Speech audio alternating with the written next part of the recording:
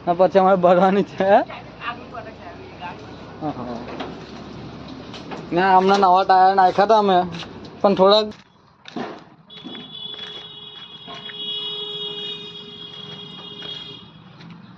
future તો આપણે ગાડીને તો કઈ હોય જ ના ડ્રાઈવર સીધી ગાડી છે ગાડી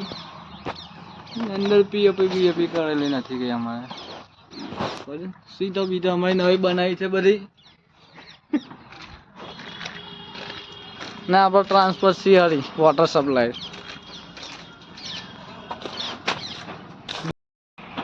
તો ભાઈ આપણે ટેન્કર ભરવાનો ટાઈમ થઈ ગયો છે હવે આપણે ઉપર ટેન્કર દઈશું એટલે બાકી છે એવું